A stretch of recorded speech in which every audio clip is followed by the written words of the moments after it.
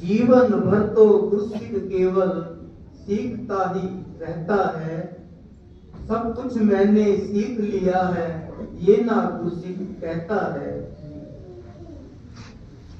सत्संग जी प्रयास से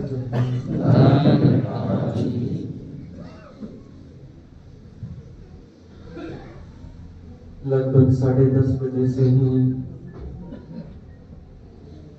आप संतों महापुरुषों के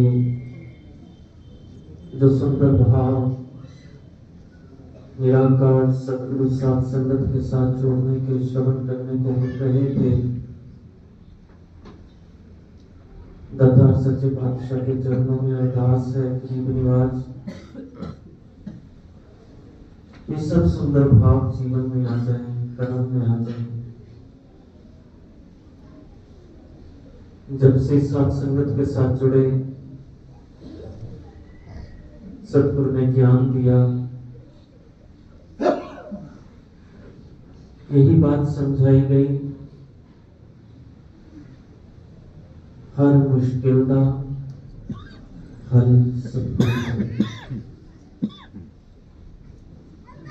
जितना जितना सतगुरु के वचनों के साथ जुड़ते चले जाते हैं,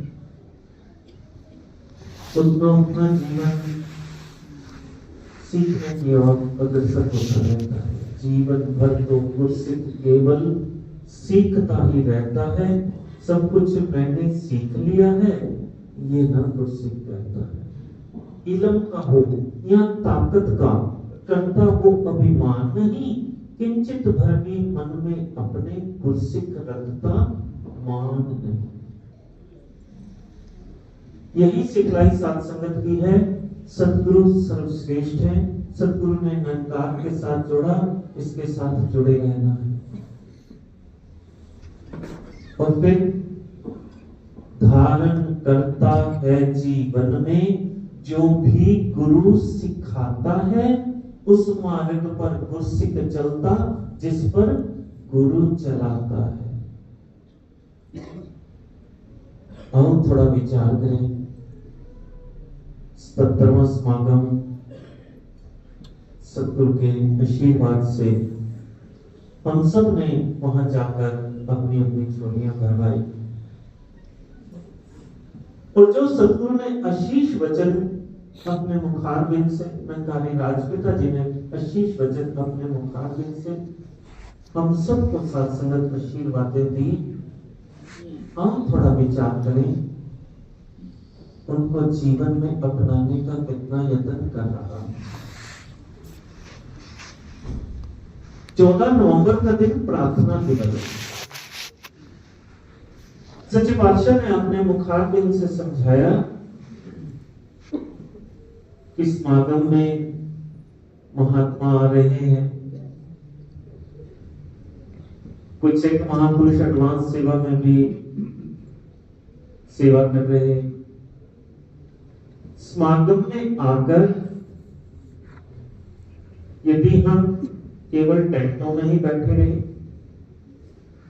टेंटों में बैठकर ही कह रहे हैं कि यहाँ पर आवाज आ रही है, यहीं पर ही हमारा ये सत्संग हो रहा है, सच्चे पातशाह ने समझाया कि ऐसा रूप नहीं बनाना।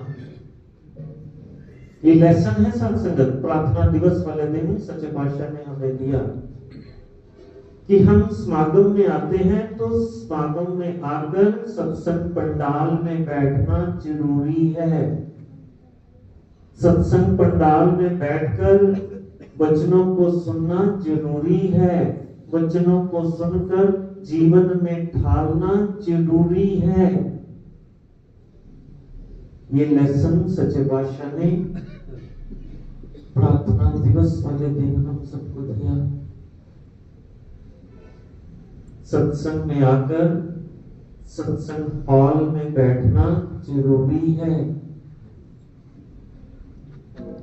अभी भी जो महात्मा बाहर दाएं बाएं बिना किसी सेवा के, जहां बहुत जरूरी सेवाएं हैं, ठीक है, अभी भी जो महात्मा बाहर दाएं बाएं बिना किसी सेवा के बैठे हैं, ये सतगुरु का साथ संगत आशीर्वाद है कि अंदर आकर बैठना है। अंदर आकर बैठने से मन का नाता जुड़ता है वचनों के कभी भी आकर बैठ जाए। गुरु का हुक्म है ये, हुक्म, दास हुक्म की बात कर रहा है। प्रार्थना दिवस वाले दिन सच्चे पातशाह ने समझाया कि सत्संग पंडाल में आकर बैठकर हमने सत्संग सुनना है। समागम का पहला दिन 16 नवंबर, सच्चे पातशाह ने समझाया कि घर गृहस्थी की एक एक जिम्मेवारी को निभाना सेवा है। जो जो रूप घर गृहस्थी के प्रति हैं उन सबको निभाना सेवा। दुकान पर जाना सेवा, दफ्तर जाना सेवा, घर गृहस्थी में बच्चों की संभाल करना सेवा, बच्चों को संगत के साथ जोड़ना सेवा, बच्चों को साथ संगत में लेकर आना सेवा। संसारिक रूप में जो जो सेवाएं मिली है उनको निभाना सेवा है। अब जितना जितना इस रूप में गुरु की बात को मान रहा हूं, धारण करता है जीवन में जो भी गुरु सिखाता है, उस मार्ग पर गुरसिक चलता जिस पर गुरु चलाता है। जितना इस भाव को मान रहा हूं उतना उतना विस्तार असीम की ओर हो रहा है। समागम के पहले दिन सच्चे पातशाह ने समझाया कि एक बच्चा स्कूल में क्लासरूम में बैठा है, टीचर ने एक पाठ पढ़ाया, लेसन दिया, समझाया, लव दाय नेबर। हमें अपने पड़ोसी से क्या करना चाहिए। और टीचर ने ये लेसन सबको समझाया। स्कूल से छुट्टी हुई, बच्चा बस में स्कूल से घर की ओर गया, बस से उतरा, सामने क्या देखता है कि किसी को चोट लगी हुई है, किसी का एक्सीडेंट हो गया या किसी रूप में चोट लगी हुई है। अब आने जाने वाले सब देख रहे हैं कि वो गिरा पड़ा है, चोट लगी हुई है, कोई नहीं रुक रहा। बच्चे को ध्यान आया, टीचर ने लेसन दिया था लव दाय नेबर। इस समय तो मेरा पड़ोसी ये है। पड़ोसी केवल वो नहीं जो घर के साथ रहते हैं या दुकान के बराबर में जिनकी दुकान है, केवल वो पड़ोसी नहीं। इस समय तो मेरा पड़ोसी ये है, इसकी मदद करनी चाहिए, परंतु कोई भी नहीं रुक रहा। टीचर भी बस से उठी, उसने भी देखा कि सामने कोई इंसान, किसी को चोट लगी हुई है, वो भी नहीं रुकी, वो भी अपने घर की ओर जा रहे हैं। बच्चा परेशान कि पाठ तो पढ़ाया गया लव दाय नेबर, और तो यहां तो कोई रुक ही नहीं रहा। जिसने पाठ समझाया वो भी नहीं रुका। थोड़ी देर में कुछ एक इंसान आए, उसको फर्स्ट एड देने के लिए। वो बच्चा उनके पास गया, कहते हैं आप इनको जानते हो? नहीं, मैं तो नहीं जानता। फिर आप इसको उठा रहे हो, इसको जो भी है इसकी सहायता कर रहे हो? वो कहते हैं कि इंसानियत के नाते हम इसकी मदद कर रहे हैं। समझ आई कि जीवन में यदि इंसानियत वाले गुण हैं, जीवन में यदि गुरु की शिक्षाएं अपनाने वाली भावना है, तब तो मैं सही ट्रैक पर चल रहा हूं। और यदि सुना दिया, सुना अनसुना कर दिया, तो फिर बर्बाद। अगले दिन बच्चा स्कूल गया, टीचर से कहा कि आपने तो पाठ पढ़ाया था कि लव दाय नेबर, और कल वो उसको चोट लगी हुई थी, आपने देखा भी, परंतु आप रुके नहीं। टीचर को भी महसूस किया कि वो केवल और केवल पढ़ाने तक ही सीमित रहा। जीवन बोले, कर्म बोले, ये सद्गुरु ने समझा।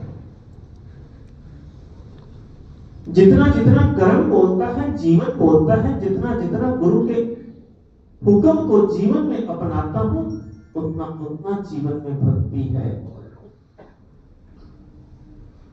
समागम का दूसरा दिन सेवा दल की रहती। सच्ची भाषा में समझाया कि ये सेवादार महात्मा कितने कितने सुंदर रूप में हमें मैसेज दे रहे हैं, कितने कितने सुंदर रूप में घर गृहस्थी को किस तरह से निभाना है, किस तरह से सेवा को निभाना है, किस तरह से सब जिम्मेवारियों को निभाते हुए साथ संगत के साथ जुड़े रहना है। ये इतने सुंदर सुंदर मैसेज जो महापुरुषों ने दिए वो हमारे कर्म में, जीवन में भी आ जाएं। समागम का दूसरा रोज निरंकारी राजपिता जी ने आशीर्वाद दिए।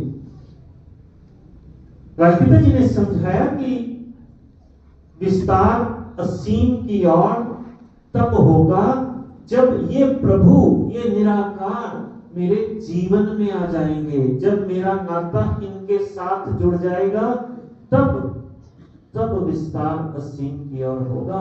और ये नाता जोड़ने के लिए मुझे अपने आप में स्वार्थी बनना पड़ेगा। स्वार्थी का भाव, स्वयं का अर्थ राजपिता जी ने समझाया। राजपिता जी ने समझाया कि अपने आप को देखें, किसी की ओर नहीं देखना, अपने आप का सुधार।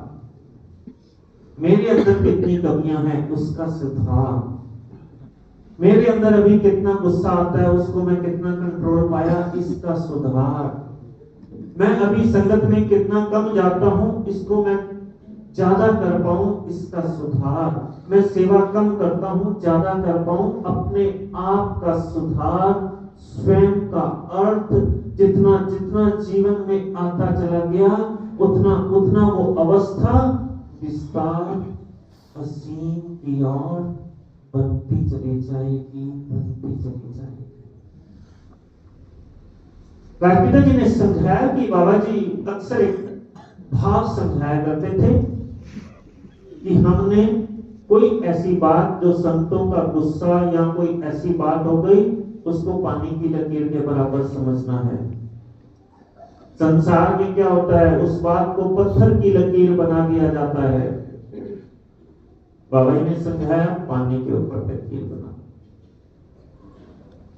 राजपिता जी ने समझाया कि किसी ने कुछ कह दिया उसको पत्थर की लकीर नहीं, पानी की लकीर नहीं बन रही, पहले रेत की लकीर बना दें। माना गुस्सा आता है, माना उसने कुछ मुझे हर्ट किया, पानी की लकीर नहीं बन रही, नहीं भुला पा रहा, रेत की लकीर बना दे। शुरू तो करें, शुरू करें, भुलाने की कोशिश करें, शुरू करें। पानी के ऊपर लकीर बनाने से नहीं बन रही, पहले रेत की लकीर बना लें, फिर कोशिश करें कि वो पानी की लकीर बन जाए। और इससे आगे की कोशिश राजपिता जी ने समझाई कि हवा के ऊपर लकीर बना लें। पानी के ऊपर लकीर में भी कुछ वजूद है, हवा के ऊपर लकीर। ऐसा जीवन होना चाहिए। कहीं ऐसा ना हो कि उसने मुझे कुछ कह दिया तो मन में तरंगे उठ जाएं। ऐसा हवा के ऊपर लकीर बनाने की और मेरी कोशिश हो, भाव विस्तार असीम की ओर हो। जितना जितना मेरा विस्तार असीम की ओर, उतना उतना जीवन में भक्ति। राजपिता जी ने बड़ी सुंदर उदाहरण देकर समझाया कि एक बहुत धनाढ्य इंसान था, 3 बेटे थे उसके। उसने सोचा कि किसको ये सारा कारोबार सौंपा जाए, चलो एक तरकीब लगाई। तीनों बच्चों को बुलाया और एक पोटली में थोड़े थोड़े बीज डाल कर दिए कि मैं कुछ सालों के लिए तीर्थ स्थान पर जा रहा हूं, तीर्थ यात्रा पर जा रहा हूं, जब मैं वापस आऊंगा कुछ सालों के बाद तो आपने ये बीज मुझे वापस करने, यही बीज वापस करने। अब वो इंसान चला गया तीर्थ यात्रा पर, जब कुछ सालों बाद वापस आया तो बड़े बेटे को बुलाया कि आपको मैंने जो बीज दिए थे उसको वापस करो। बड़ा बेटा कहता है कि पापा थोड़ी देर रुको। वो बाजार गया और वो बीज कुछ खरीद कर ले आया। वो इंसान कहता है कि ये बीज वो तो नहीं है। कहते हैं हाँ, आपने कहा था कि मैं कुछ सालों के लिए जा रहा हूँ, यदि मैं ऐसे रख देता तो ये खराब हो जाते। मैंने इनको बाजार में बेच दिया। आज वही बीज मैं बाजार से खरीद कर ले आया हूँ, उतने ही बेच के ये आपको बीज में लौटा रहा हूँ। दूसरे बेटे को बुलाया कि वो बीज लाओ। वो गया, तिजोरी खोली, उन पोटली को निकाला, वो बीज सड़ चुके थे। कहते आपने कहा था यही बीज लौटाने हैं, तो मैंने तो तिजोरी में संभाल कर रख दिए। तीसरे बेटे को बुलाया कि आपको जो बीज दिए थे वो कहाँ है। उस तीसरे बेटे ने अपने पापा का हाथ पकड़ा, बाहर खेत की ओर ले गए कि आपने जो बीज दिए थे मैंने इनको इसमें बीज दिया धरती में। अब कितनी लहराती सत्संगति इस रूप में नजर आ रहे हैं। अब भाव क्या है? सतगुरु ने ज्ञान दिया, इसकी संभाल कितनी संभाल। केवल सुनने सुनाने तक ज्ञान दिया, केवल अपने तक सीमित रखने तक,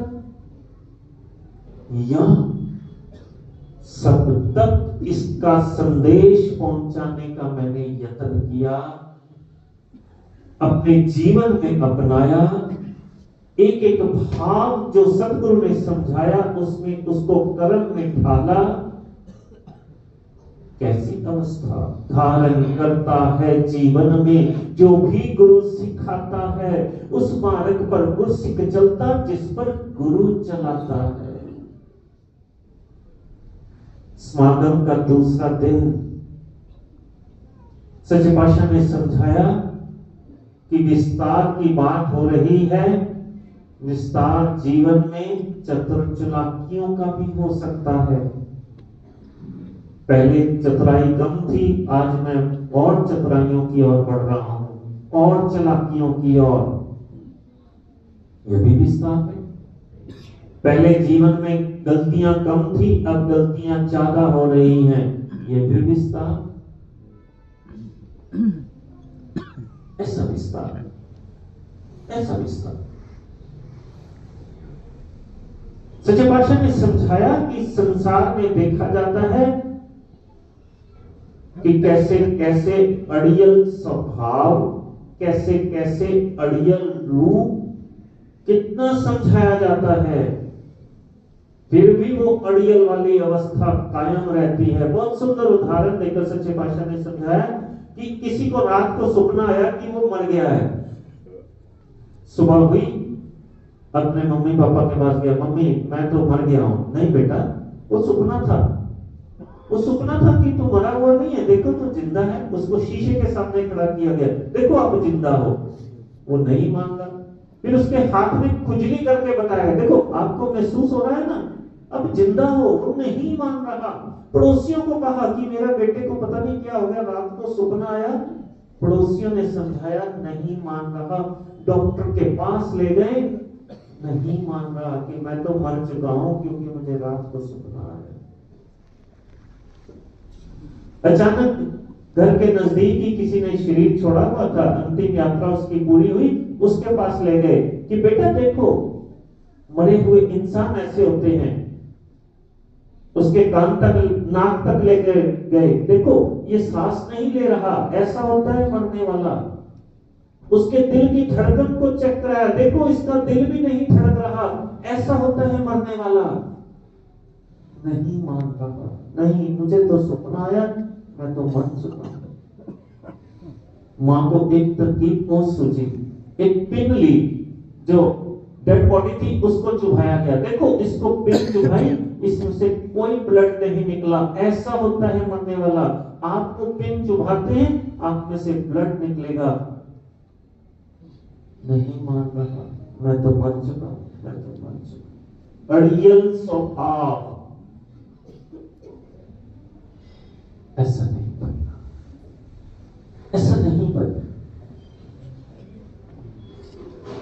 जितना जितना गुरु के वचन जीवन में, उतना उतना जीवन में भक्ति। ये सतगुरु ने समझाया कि मेरी भक्ति का विस्तार असीम की ओर होना चाहिए, अड़ियल स्वभाव नहीं बनाना। समागम का तीसरा रोज सच्चे पातशाह ने समझाया कि आज कितनी धुंध थी, कितना नजदीक से भी सामने कुछ नहीं नजर आ रहा था। धुंध को भी गुमान हो जाता है कि मैं ही सब कुछ हूं, परंतु जब हल्की सी बारिश होती है उस धुंध सब सिमट जाती है। अब इस भाव को भक्ति के साथ सच्चे पातशाह ने जोड़कर समझाया कि कई बार माया का इतना पसारा नजर आता है, माया के साथ इतना नाता जुड़ जाता है कि ये माया ही माया सब कुछ है, माया ही माया सब कुछ है।